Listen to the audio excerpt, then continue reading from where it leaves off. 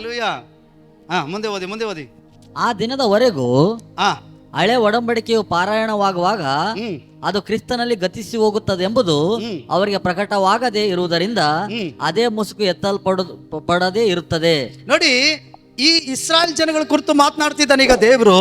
ಈಗ ಈ ಹಳೆ ಒಡಂಬಡಿಕೆಯ ಏನಂತೆ ಈ ಕಲ್ಲಿನ ಮೇಲೆ ಲಿಖಿತವಾದಂಥ ಪಾರಾಯಣವು ಅಂದರೆ ಸಾರೋಣ ಸುವಾರ್ತೆ ಅಥವಾ ಬೋಧನೆಗಳು ಪ್ರಾರಂಭಿಸಲ್ಪಟ್ಟಾಗ ಇದು ಕ್ರಿಸ್ತನವರೆಗೆ ಮಾತ್ರ. ಈ ಕಡೆ ನೋಡಿ, ಕ್ರಿಸ್ತನವರೆಗೆ ಮಾತ್ರ. ಕ್ರಿಸ್ತನು ಬರುವಾಗ ಈ ಸೇವೆ ನಿಂತೋಗ್ಬಿಡ್ತದೆ, ಕ್ರಿಸ್ತನಿಂದ ಪ್ರಾರಂಭವಾಗ್ತದೆ ಎಂಬುದಾಗಿ ಇಸ್ರಾಯೇಲ್ ತಿಳ್ಕೊಳ್ಳಿಲ್ವಂತೆ. ಹಾಗಾದ್ರೆ ಈಗಲೂ ಕೂಡ ಇಸ್ರಾಯೇಲ್ ಏನು ಮಾಡ್ತಿದ್ದಾರೆ? ಈ ಹಳೆ ಒಡಂಬಡಿಕೆನೇ ಹಿಂಬಾಲಿಸ್ತಿದ್ದಾರೆ, ಈ ಹಳೆ ಒಡಂಬಡಿಕೆ ಪಾರಾಯಣವನ್ನೇ ಮಾಡ್ತಿದ್ದಾರೆ. ಈಗ ಸಬ್ಬತ್ ದಿನ ಯಾವುದು? ಶನಿವಾರ ದೇವರನ್ನ ಆರಾಧನೆ ಮಾಡ್ತಿದ್ದಾರೆ ಅವರು. ಹಾಗಾಗಿ ನಿಯಮಗಳು, ಸಂಪ್ರದಾಯಗಳು, ಬಲಿಗಳು ಕೊಡ್ತಾ, ಯಾಜಕನಿಗೆ ಮೈಗೆ ಬಟ್ಟೆಗಳು ಹಾಕ್ತಾ, ಮತ್ತೆ ಮಹಾಪರಿಶುದ್ಧ ಸ್ಥಳ ಅಂತ ಹೇಳಿ ಗುಡಾರ ಕಟ್ಟೋದಕ್ಕೆ ಪ್ರಯತ್ನ ಪಡ್ತಿದ್ದಾರೆ. ಆದರೆ ಈ ಸೇವೆ ಕ್ರಿಸ್ತನು ಬರುವ ತನಕ ಮಾತ್ರ ಇತ್ತು. ಇನ್ನೊಂದ್ಸಾರಿ ಓದ್ರಿ, ಅರ್ಥ ಮಾಡ್ಕೊಳ್ರಿ. ಓದುವಾಗ ಅರ್ಥ ಮಾಡ್ಕೊಳ್ಳಿ, ನೀವು ಓದ್ಬೇಡ್ರಿ, ಕೇಳಿಸ್ಕೊಳ್ರಿ. ಈ ದಿನದವರೆಗೂ ಹಳೆ ಒಡಂಬಡಿಕೆಯು ಪಾರಾಯಣವಾಗುವಾಗ ಏನಂತೆ? ಓದುವಾಗ, ಬೋಧಿಸುವಾಗ, ಧ್ಯಾನಿಸುವಾಗ, ಪಾರಾಯಣವಾಗುವಾಗ ಅದು ಕ್ರಿಸ್ತನಲ್ಲಿ ಗತಿಸಿ ಹೋಗುತ್ತದೆ ಎಂಬುದು, ಇದು ಕ್ರಿಸ್ತನು ಬಂದಾಗ ಇಲ್ಲದೆ ಹೋಗ್ಬಿಡ್ತದೆ ಅಂತ ಹೇಳಿ ಅವರಿಗೆ ಪ್ರಕಟವಾಗದೇ ಇರುವುದರಿಂದ, ಇವರಿಗೆ ಇಸ್ರಾಯೇಲ್ರಿಗೆ ಪ್ರಕಟವಾಗದೇ ಇರುವುದರಿಂದ ಅದೇ ಮುಸುಕು ಎತ್ತಲ್ಪಡದೇ ಇರುತ್ತದೆ. ಅದೇ ಮುಸುಕು ಇವ್ರ ಮೇಲೂ ಎತ್ತಲ್ಪಡದೇ ಇರ್ತದೆ. ಮೋಸೆ ಮುಖಕ್ಕೆ ಮುಸುಕು ಹಾಕೊಂಡ, ಈಗ ಅವರ ಹೃದಯದ ಮೇಲೆ ಮುಸುಕಾಯ್ತಂತೆ. ಎಲ್ಲೈತೆ ಮುಸುಕು? ಅಯ್ಯೋ ಯೆಹೂದ್ಯರೇ, ನಿಮ್ಮ ಹಳೆಯ ಒಡಂಬಡಿಕೆ ಲಿಖಿತ ರೂಪವಾಗಿರುವ ಪಾರಾಯಣವು ಕ್ರಿಸ್ತನು ಬರುವ ತನಕ, ಈ ಮೇಸಯ್ಯ ಬಂದ ಮೇಲೆ ಈ ಪಾರಾಯಣವು, ಸಂಪ್ರದಾಯವು ಎಲ್ಲವೂ ಕ್ರಿಸ್ತನಲ್ಲಿ ನೆರವೇರಿದೆ. ಈ ಸಂಪ್ರದಾಯ ನಿಯಮಗಳಿಂದ ನೀನು ಪರಲೋಕಕ್ಕೆ ಹೋಗೋಕ್ಕಾಗಲ್ಲ. ಕ್ರಿಸ್ತನು ಮೇಸಯ್ಯನ ಅಂಗೀಕರಿಸಿಕೊಳ್ಳುವ ನಂಬಿಕೆ ಇಡುವ ಮೂಲಕ ನೀವು ಹೊಸ ಒಡಂಬಡಿಕೆ ಸೇವೆಗೆ, ಅಂದರೆ ಮರಣಕರವಾಗಿರೋ ಸೇವೆ ಬಿಟ್ಟು ಜೀವಕರವಾದ ಸೇವೆ ಒಳಗಡೆ ಬರ್ತೀರಿ. ಹಲ್ಲೆಲೂಯಾ. ಆದರೆ ಇವರು ಬರ್ನೇ ಇಲ್ಲ, ಯೇಸುವನ್ನ ಮೆಸ್ಸಯ್ಯ ಅಂತ ನಂಬನೇ ಇಲ್ಲ, ಯೇಸು ಸ್ವಾಮಿಯನ್ನು ಸ್ವಂತ ರಕ್ಷಕನಾಗಿ ಅಂಗೀಕರಿಸ್ಕೊಳ್ಳಿಲ್ಲ, ವಿಶ್ವಾಸ ಇಟ್ಟಿಲ್ಲ. ಅದಕ್ಕೆ ಇವತ್ತುವರೆಗೂ ಇಸ್ರಾಯೇಲಲ್ಲಿ ಹಳೆ ಒಡಂಬಡಿಕೆಯೇ ಪಾರಾಯಣವಾಗ್ತಾ ಇದೆ, ಇವತ್ತಿನ ದಿನದವರೆಗೂ. ಈ ದಿನದವರೆಗೂ ಮೋಶೆಯ ಗ್ರಂಥ ಪಾರಾಯಣವು ಆಗುವಾಗೆಲ್ಲ ಮುಸುಕು ಅವರ ಹೃದಯದ ಮೇಲೆ ಇರುತ್ತದೆ.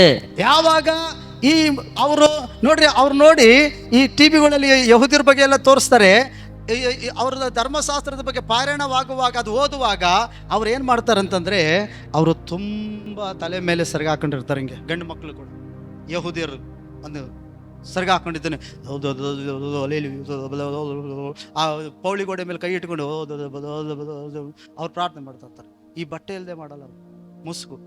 ಅದರ ವಾಕ್ಯ ಹೇಳ್ತದೆ, ಮೋಶೆ ಜನರಿಗೆ ತನ್ನ ಮುಖ ಕಾಣಬಾರ್ದಂತ ಮುಸ್ಕೊ ಬರ್ತಿದ್ದ. ಈಗ ಇವರು ಹಳೆ ಒಡಂಬಡಿಕೆನ ಅನುಸರಿಸೋದ್ರಿಂದ ಈ ಮುಸುಕು ಅಂದರೆ ಪರದೆ ಅವರ ಹೃದಯದ ಮೇಲೆ ಮುಚ್ಚಲ್ಪಟ್ಟೈತಂತೆ. ಸತ್ಯ ಗ್ರಹಿಸ್ಕೊಳ್ತಾ ಇಲ್ಲ. ಈ ಮಹಿಮೆ ಬರೋ ತನಕ ಇದಕ್ಕಿಂತ ಹೆಚ್ಚಿನ ಮಹಿಮೆ ಬಂದರೆ ಇದು ರದ್ದಾಗ್ತದೆ, ಇದು ಚಾಲ್ತಿ ಐತಿ. ಇದನ್ನು ವಿಶ್ವಾಸ ಇಟ್ಟರೆ ಜೀವ, ರಕ್ಷಣೆ, ಬಿಡುಗಡೆ ಅಂತ ಹೇಳಿ ತಿಳ್ಕೊಳ್ಳದೆ ಯೇಸುವನ್ನು ನಂಬದೇ ಇದ್ದಾರೆ. ಅದಕ್ಕೆ ಇವರ ಹೃದಯದ ಕಣ್ಣುಗಳು ತೆರೆಯಲ್ಪಟ್ಟಿಲ್ಲ, ಅದಕ್ಕೆ ಇವರು ಆತ್ಮಿಕವಾಗಿಲ್ಲ. ಅದಕ್ಕೆ ಇಸ್ರಾಯೇಲರು ಇವತ್ತು ಕೂಡ ಏನಾಗಿದೆ, ಹೃದಯದ ಕಣ್ಣುಗಳು ಮುಚ್ಚಲ್ಪಟ್ಟಿದೆ ಅಂತ ಅದೇ ವಾಕ್ಯ ಹೇಳೋದು. ಅವರ ಹೃದಯವು ಕರ್ತನ ಕಡೆಗೆ ತಿರುಗಿಕೊಂಡಾಗಲೇ, ಅವರ ಹೃದಯವು ಅಂದ್ರೆ ಅವರು ಮೇಸಯ್ಯ, ಈತನು ಯೇಸು ಸ್ವಾಮಿ, ಇವರು ಇದನ್ನ ಬಿಟ್ಟು ಯೇಸುವನ್ನ ಸ್ವಂತ ರಕ್ಷಕನಾಗಿ, ಯೇಸುವನ್ನು ಯಾವಾಗ ನಂಬುತ್ತಾರೋ, ದೇವರ ಕಡೆ ಯಾವಾಗ ಇವರು ತಿರುಗಿದ್ರು, ಅಂದ್ರೆ ಧರ್ಮಶಾಸ್ತ್ರದ ಕಡೆಗೆ ತಿರುಗಿದ್ರು ಇವರು. ಇದನ್ನ ಬಿಟ್ಟು ಯಾವಾಗ ಮೇಸಯ್ಯನ ಕಡೆ ತಿರುಗ್ತಾರೋ, ಯೇಸುವನ್ನು ಸ್ವಂತ ರಕ್ಷಕನಾಗಿ ಅಂಗೀಕರಿಸ್ಕೊಳ್ತಾರೋ, ಯೇಸುವನ್ನು ನಂಬ್ತಾರೋ, ಆವಾಗ ಅವ್ರ ಹೃದಯದಲ್ಲಿರೋ ಈ ಪರದೆ ಬಿಟ್ಟು ಹೋಗ್ತದೆ. ಅಲ್ಲಿ ತನಕ ಇಸ್ರಾಯೇಲ್ರಿಗೆ ರಕ್ಷಣೆ ಇಲ್ಲ, ಯಹೂದ್ಯರಿಗೆ ರಕ್ಷಣೆ ಇಲ್ಲ. ನನಗೆ ರಕ್ಷಣೆ ಸಿಕ್ಕೈತೆ, ಅವ್ರಿಗಿಲ್ಲ. ಅವರು ದೇವ ಜನರಾಗಿದ್ದರು, ಅವರು ದೊಡ್ಡ ದೊಡ್ಡ ಯುದ್ಧ ಮಾಡಿದ್ರು, ಟೆಕ್ನಾಲಜಿಲಿ ಮುಂದಿದ್ರು, ಎಂಥ ದೇಶವನ್ನು ಎದುರಿಸಿದ್ರು, ಅವ್ರಿಗೆ ರಕ್ಷಣೆ ಇನ್ನೂ ಸಿಕ್ಕಿಲ್ಲ ಅವ್ರಿಗೆ ರಕ್ಷಣೆ. ಇದರಲ್ಲಿ ಇನ್ನೊಂದು ಅರ್ಥ ಐತೆ ಏನು ಗೊತ್ತಾ? ನಾವು ಕೂಡ ಚರ್ಚಿಗೆ ಬಂದು ಬದಲಾವಣೆ ಆಗದೆ ಹಂಗೆ ಕೂತಿದ್ರೆ ಹಳೆ ಒಡಂಬಡಿಕೆ ಥರ ಏನೋ ಗುಡಿಗೆ ಬಂದಂಗೆ ಭಾನುವಾರ ಬಂದೆ, ಆರಾಧನೆ ಮಾಡಿದೆ, ಚರ್ಚಿಗೆ ಕಾಣಿಕೆ ಕೊಟ್ಟೆ, ಪ್ರೇಯರ್ ಮಾಡಿಸ್ಕೊಂಡೆ, ಓದೆ, ಹೊಟ್ಟೆ ನೋವಾಗಿ ತಲೆನೋವಾಗಿ ಇನ್ನೂ ಪ್ರಾರ್ಥನೆ ಮಾಡ್ತಿದ್ದೀನಿ, ಸೋತ್ರ ಬದಲಾವಣೆ ಇಲ್ದಂಗೆ ದೇವರ ವಾಕ್ಯಕ್ಕೆ ವಿಧೇಯರ ಆಗ್ದಂಗೆ ಇದ್ದರೆ ನಿಮ್ಮ ಹೃದಯದ ಮೇಲೂ ನಿಮ್ಮ ಆತ್ಮಿಕ ಕಣ್ಣು ಮೇಲೂ ಮುಸುಕು ಹಾಕಲ್ಪಟ್ಟೈತೆ ಅಂತ ಅರ್ಥ. ಏನು ಹಾಕಲ್ಪಟ್ಟೈತೆ? ಚರ್ಚಿಗೆ ಏನೋ ನನಗೆ ಒಳ್ಳೇದಾದ್ರೆ ಸಾಕಪ್ಪ, ಅದಕ್ಕೋಸ್ಕರ ಹೋಯ್ತಿದ್ದೀನಿ ಇಷ್ಟೇ. ನಿನ್ನಲ್ಲಿ ಹುಟ್ಟುಗುಣ ಸುಟ್ಟರು ಹೋಗಿಲ್ಲ. ನೀನು ಇಷ್ಟು ವರ್ಷ ಚರ್ಚಿಗೆ ಬಂದು ಸ್ವಾಮಿ ನಂಬಿ ಎಷ್ಟು ವರ್ಷ ಆಯಿತು, ನಿನ್ನಲ್ಲಿ ಬದಲಾವಣೆಗಳಿಲ್ಲ, ವಾಕ್ಯಕ್ಕೆ ವಿಧೇಯತೆ ಇಲ್ಲ, ಪರಿಶುದ್ಧತೆ ಇಲ್ಲ ಅಂದರೆ ನಿನ್ನ ಆತ್ಮಿಕ ಕಣ್ಣು ತೆರೆಯಲ್ಪಟ್ಟಿಲ್ಲ, ನೀನು ಕೂಡ ಮುಚ್ಚಲ್ಪಟ್ಟಿದ್ದೀಯ ಅಂತ ಅರ್ಥ. ನೀನು ದೇವರ ಸುವಾರ್ತೆನ ಕೇಳಿ ಯೇಸುವಿನ ಕಡೆಗೆ ಮನಸ್ಸಾರೆ ತಿರುಗಿ ನೀವು ಪಾಪವನ್ನು ಬಿಟ್ಟು ದೇವರಿಗೆ ಇಷ್ಟ ಇಲ್ಲದನ್ನು ಬಿಟ್ಟು ದೇವರ ಕಡೆ ತಿರುಗಿದ್ರೆ ನಿಮ್ಮ ಹೃದಯದಲ್ಲಿ ಮನಸ್ಸಲ್ಲಿರುವಂಥ ಆ ಮುಸುಕು ಕೂಡ ಹೋಗ್ಬಿಡ್ತದೆ. ಆಗ ದೇವರ ನಿಜವಾದ ರಕ್ಷಣೆನ ನೀವು ಅಂದುಕೊಳ್ತೀವಿ. ಹಲ್ಲೆಲೂಯಾ. ಇವತ್ತೆಷ್ಟೋ ಜನ ಚರ್ಚಿಗೆ ಬಂದರು, ಯಾಕೆ ಬದಲಾವಣೆ ಇಲ್ಲ, ಯಾಕೆ ಬಿಡುಗಡೆ ಇಲ್ಲ, ಯಾಕೆ ಆಶೀರ್ವಾದ ಇಲ್ಲ ಅಂದರೆ ಅವರ ಆತ್ಮಿಕ ಹೃದಯದ ಕಣ್ಣು ತೆರೆಯಲ್ಪಟ್ಟಿಲ್ಲ, ಮುಸುಕು ಹಾಕಲ್ಪಟ್ಟೈತೆ. ಏನು ಹಾಕಲ್ಪಟ್ಟೈತೆ? ಈ ಕಡೆ ತಿರ್ಗ ಮುಸುಕು ಹಾಕಲ್ಪಟ್ಟೈತೆ. ಈ ಮುಸುಕು ನಿಮ್ಮಿಂದ ತೆಗೆಯಲ್ಪಡ್ಬೇಕಂದ್ರೆ ನಿಮ್ಮ ಪಾಪಗಳನ್ನ, ನನ್ನ ಪಾಪಗಳನ್ನ ಒಪ್ಪಿಕೊಂಡು ಕ್ಷಮಾಪಣೆ ಕೇಳಿ ಯೇಸುವಿನ ಕಡೆಗೆ ತಿರುಗಿಕೊಂಡು ಕ್ಷಮಾಪಣೆ ಕೇಳಿ ನಾವು ಯೇಸುವಿನ ವಾಕ್ಯಕ್ಕೆ ವಿಧೇಯರಾಗಿ ನಡ್ಕೊಳ್ಳುವಾಗ ಈ ಪರದೆ ಬಿಟ್ಟೋಯ್ತದೆ, ನಿನ್ನ ಆತ್ಮಿಕ ಕಣ್ಣುಗಳು ತೆರೆಯಲ್ಪಡ್ತದೆ. ಆಗ ದೇವರು ನಿನಗೆ ಹೊಸ ಒಡಂಬಡಿಕೆಗೆ ಯಾಕೆ ಸೇವಕನಾಗಿ ಆರಿಸ್ಕೊಂಡಿದ್ದಾನೆ, ಯಾಕೆ ದೇವರು ನನಗೆ ದೇವಗಳಿಂದ, ಮಾಟಗಳಿಂದ, ಮಂತ್ರಗಳಿಂದ ಬಿಡಿಸ್ತಾ, ದೇವರು ಯಾಕೆ ನನ್ನ ಕುಟುಂಬನ ದೇವರು ಕರೆದಿದ್ದಾನೆ, ಯಾಕೆ ಇಷ್ಟು ಹೋರಾಟಗಳ ಮಧ್ಯದಲ್ಲೂ ದೇವರು ನನ್ನ ನಡೆಸ್ತಿದ್ದಾನೆ ಅನ್ನೋದು ನಿನಗೆ ಅರ್ಥ ಆಗ್ತದೆ. ಆಗ ನೀನು ದೇವರ ಯಾಜಕಳಾಗಿ ಸೇವೆ ಮಾಡೋದಕ್ಕೆ ಚೆನ್ನಾಗೈತೆ. ಇಲ್ಲ ಅಂದರೆ ಅಯ್ಯೋ ಚರ್ಚಿಗೆ ಹೋಗ್ತಾನೆ ಇದ್ದೀನಿ, ನನಗೆ ಏನು ಒಳ್ಳೇದಾಗ್ತಿಲ್ಲ, ಅಯ್ಯೋ ಅದು ಕಣ್ಣು ಮುಚ್ಚಲ್ಪಟ್ಟಾಯ್ತಲ್ಲ. ದೇವರ ಕಡೆ ತಿರುಗು, ಪಾಪ ಬಿಟ್ಟು ಮನಸಾರೆ ವಾಕ್ಯದ ಕಡೆ ತಿರುಗ್ರಿ. ಆ ಮುಸುಕು ತೆಗೆಯಲ್ಪಡ್ಬೇಕಂದ್ರೆ ಏನು ಬೇಕು? ಆ ಮುಸುಕಿಗೆ ಇನ್ನೊಂದು ಅರ್ಥ ಕೊಡ್ತೀವಿ. ಕ್ರಿಸ್ತನು ಏನಾಗಿದ್ದಾನೆ? ಕೀ ಆಗಿದ್ದಾನೆ. ಏನಾಗಿದ್ದಾನೆ? ಕೀ ಆಗಿದ್ದಾನೆ. ಅರ್ಥ ಆಯ್ತಾ? ಹಳೆ ಒಡಂಬಡಿಕೆಗೆ ಏನಾಗ್ಬಿಟ್ಟೈತೆ? ಮುಸುಕು ಹಾಕ್ಬಿಟ್ಟೈತೆ, ಲಾಕ್ ಆಗಿಬಿಟ್ಟೈತೆ ಈಗ. ಅರ್ಥ ಆಯ್ತಾ? ಹಾಗಾದರೆ ಈ ಲಾಕ್ ಓಪನ್ ಆಗಬೇಕಂತಂದರೆ, ಈ ಮುಸುಕು ತೆಗೆಯಲ್ಪಡಬೇಕಂದ್ರೆ, ಹಾಗಾದರೆ ನಿನಗೆ ಪವಿತ್ರ ಆತ್ಮನ ಹೊಸ ಒಡಂಬಡಿಕೆ ಸೇವೆಗಾಗಿ ನೀನು ಪ್ರಾರಂಭ ಆಗಬೇಕಂದ್ರೆ, ಮಹಿಮೆ ನೀನು ಒಳಗಡೆ ಇರಬೇಕಂದ್ರೆ, ಪಾಪವನ್ನು ಬಿಟ್ಟು ಮನ ತಿರುಗಬೇಕಂದ್ರೆ, ಕ್ರಿಸ್ತನ ಕಡೆಗೆ ತಿರುಗುವಾಗ, ಕ್ರಿಸ್ತನ ನಂಬುವಾಗ, ಕ್ರಿಸ್ತನ ಕೀ ಆಗಿದ್ದಾನೆ. ಕೀ ಏನು ಮಾಡ್ತದೆ? ಓಪನ್ ಮಾಡ್ತದೆ. ಓಪನ್ ಆಯಿತು. ಆಯಿತಾ? ಮುಸುಕಿಗೆ ಏನಾಯಿತು? ಅದಕ್ಕೆ ವಾಕ್ಯ ಏನು ಹೇಳ್ತದೆ ಅಲ್ಲಿ ನೋಡ್ರಿ, 14ನೇ ವಚನದಲ್ಲಿ, ಅವರ ಹೃದಯವು ಕರ್ತನ ಕಡೆಗೆ ತಿರುಗಿಕೊಂಡಾಗಲೇ ಆ ಮುಸುಕು ತೆರೆಯಲ್ಪಡುವುದು.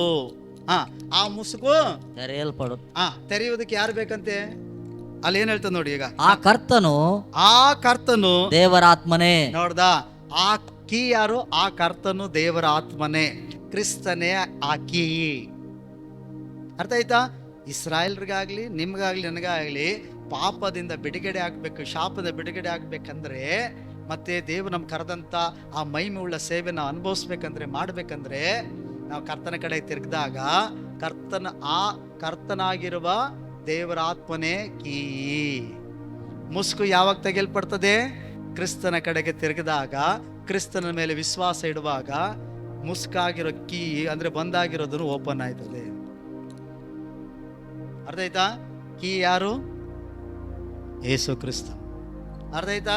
ಈಗ ನೀವೆಲ್ಲ ಹಳೆ ಒಡಂಬಡಿಕೆ ಥರ ಇದ್ದರೆ, ನನಗೆ ಇನ್ನೂ ಆಶೀರ್ವಾದ ಇಲ್ಲ, ಇಷ್ಟು ವರ್ಷ ಆಯಿತು, ಚರ್ಚಿಗೆ ಹೋಗ್ತಾ ಇದ್ದೀನಿ, ಇದು ಮಾಡ್ತಾ ಇದ್ದೀನಿ, ಅದು ಮಾಡ್ತಿದ್ದೀನಿ ಅಂದರೆ, ನೀನೇನಾಗಿಲ್ಲ, ಕ್ರಿಸ್ತನನ್ನು ಬಿಟ್ಟು ಧರ್ಮಶಾಸ್ತ್ರದ ಥರ ನೀನು ಚರ್ಚಿಗೆ ಹೋದರೆ ಒಳ್ಳೇದಾಯ್ತದೆ, ಕಾಣಿಕೆ ಕೊಟ್ಟರೆ ಒಳ್ಳೇದಾಯ್ತದೆ, ಇದು ಮಾಡಿದ್ರೆ ಒಳ್ಳೇದಾಯ್ತಾಳೆ. ಕ್ರಿಸ್ತನ ವಾಕ್ಯ ಹೇಳ್ದಂಗೆ ನಡೀತಾನೆ ಇಲ್ಲ. ಕೀಯೇ ಬಿಟ್ಬಿಟ್ಟಿದ್ದಿ.